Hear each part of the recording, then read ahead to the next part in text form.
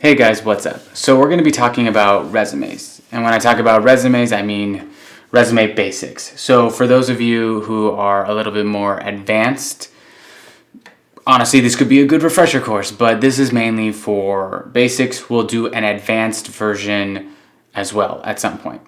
So let's get into resume. And when I say basics, I'm just going to break down what makes a good resume. Structure, content, things of that nature. So first, let's go into structure. The header it's oftentimes thought of as the throwaway. You just put the header, you put in the information. What information do I put in header? You put your name, you put your email. Some people put their address. A lot of people they can just stay at their email address. I usually do my name, email address, and a direct line that you can contact me at. That's kind of where I leave it. I don't often do a home address, but you can. It's one of the first and strongest times for you to really focus on what your style is. So for me, I have a really clean break where I use not a dashed line, but a solid line in between. It makes it look clean. It represents my style. That is really important, whatever that looks like. Don't throw away the header. Make sure it looks clean, but more importantly, make sure it looks distinct, that is a part separate from the rest. It's really important when you're doing resumes to really focus on having distinct blocks so it doesn't look like one. A lot of people try to make it look like one cohesive unit. Yes, you should have a similar style across down the page. You shouldn't have multiple styles.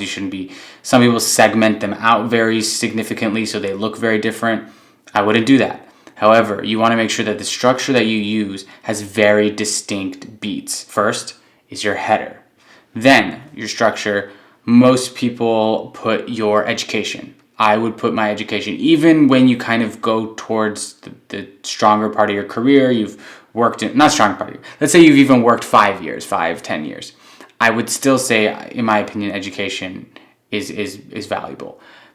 However, if you don't believe your education was the strongest, you don't believe the pedigree is the strongest, you don't believe you did a lot with it, there's not a lot of projects on it, put it at the end. That's what I do.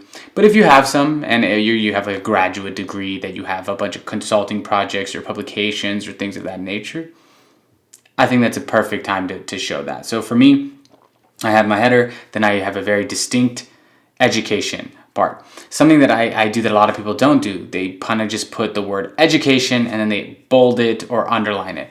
I have a off gray highlighted text background for that whole area. So it's kind of like it's its own break, and then it has education in that. I think that works very well as opposed to just having an underline. It's something that I found most people don't do, but I think it's very effective. You guys will notice the things I'm telling you are more subtle rather than big, distinct, huge differences.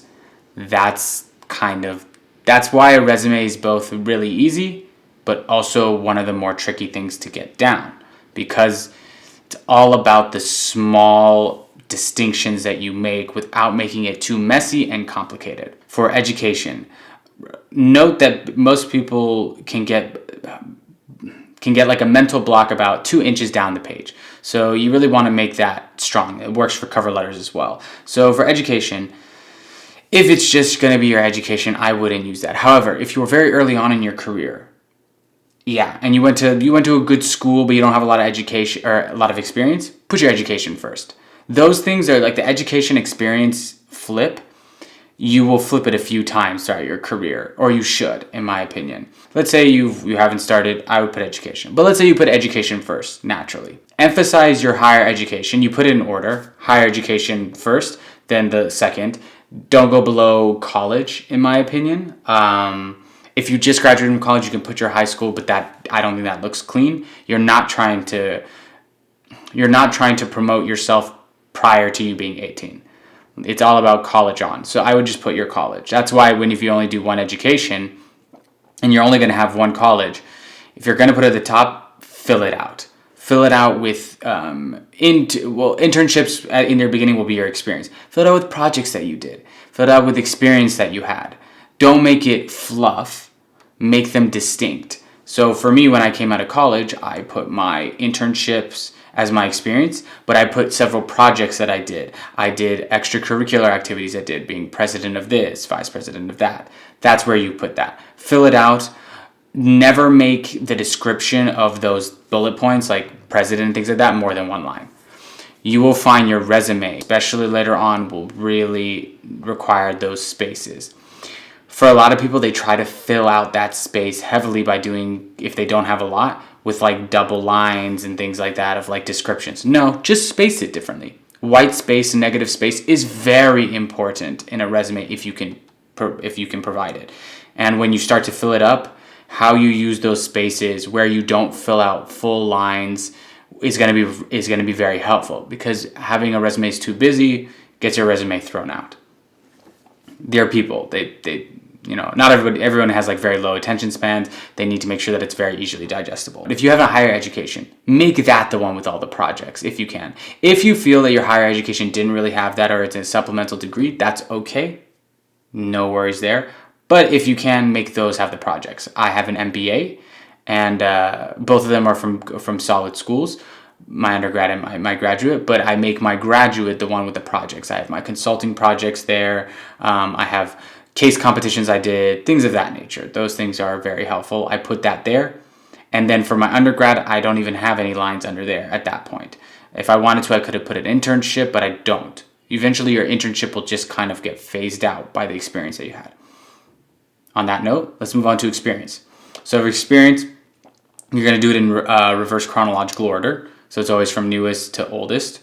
Most of you know that, but make sure you don't flip it. Some of us that are new maybe don't know that, but yeah, you're going to do the most recent down.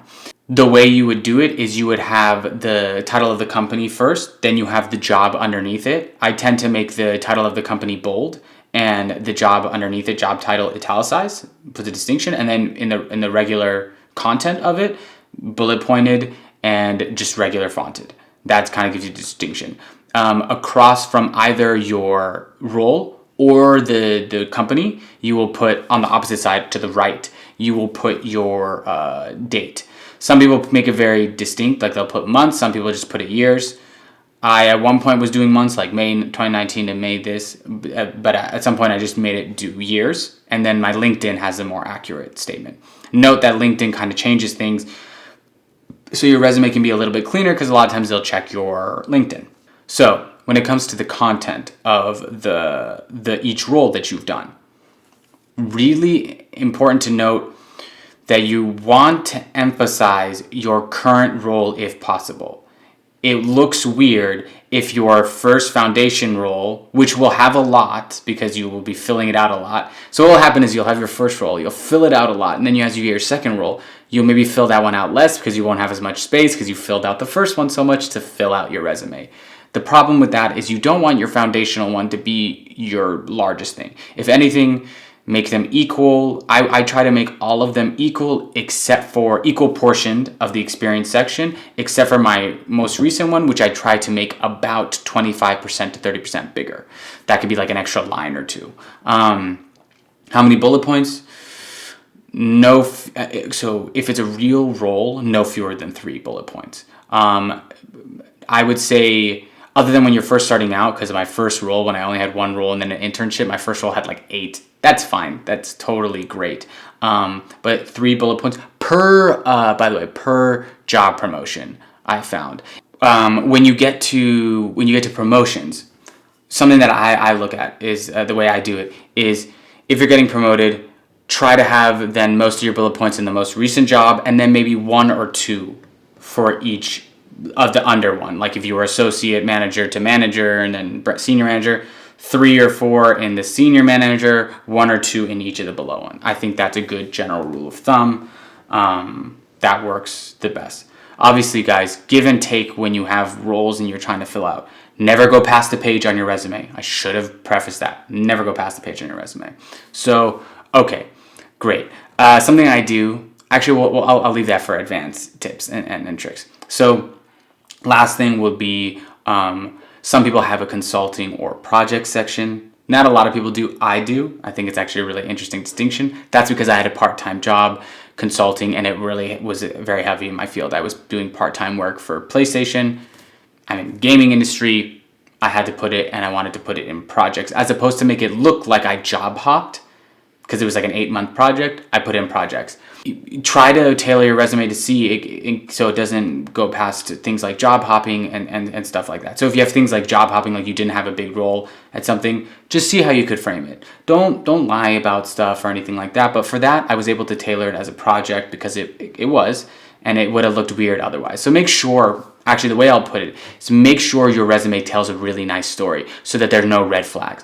Don't accidentally give yourself a red flag when you don't need to. Like you put a project as if it was like a real experience, and it looks weird that it was only 3 months, and then people get confused and they don't bring you in and ask you. I've had stuff like that happen before, and the recruiter has explained it to me, and so to make sure that. The last thing you want to do is you want to have skills or interests. I tend to put like software as my, or it doesn't matter which order. I actually put software and interests. For software, I put software that I know. It's never really come up. It just was kind of clean to put. You don't have to, but I put it because I wanted two things. If I'm going to have a whole distinct section, I don't want to be too fleshed out, but I can't just have one line there. So I put one thing for skills or software, one line for software, like Marketo, Salesforce, Google Analytics, things like that. It's actually nice to put. It'll never come up, but it is nice to put. And then underneath that or above it, I put interests. And for interests, make your interests, if possible, you can have some that are just you, because they will come up. I'll talk about that in like half a second. Make them so that they are, I put some that are gaming related because I'm in gaming. I put some games that I really like. If you're like in a different tech industry, put some things that you like in that industry, but also put some interesting ones. I put that I'm a martial artist. I put a martial art background. I've done Taekwondo for, 20 years now. I put that there. It doesn't really come up. It came up twice. And in the most recent job interview, with one of my harder interviews, we had a really nice icebreaker which it would have made it much harder if not, because she was obsessed with martial arts. We talked about that as a 15-minute rapport build we did it for 15 minutes as rapport, just talking about martial arts. So that's great. So from there, nothing else. I believe it would be 1-inch margins is fine. No go any less than that. 1.5 is also okay. Font can go as low as you need it to. Make sure you have distinct font sizes. Don't just have the whole thing be like font 9 or something. Have distinction between those. All right, guys, I'm going to go into advanced details in the next one. I actually kind of went into a little bit more than I was expecting, but that's okay. I actually want people to be able to take this and run with it and do something great, because I know everybody's transitioning right now, or, just for the future when you're looking for jobs, or people who are just starting out, because I wish I had information when I was just starting out. So I'd like to help if I can, because I know I want to give back if possible. I wish somebody did for me back then. On that note, guys, if you have any suggestions or comments or anything like that on videos you want, or thoughts on this topic, please leave them down below. I love seeing comments and things like that.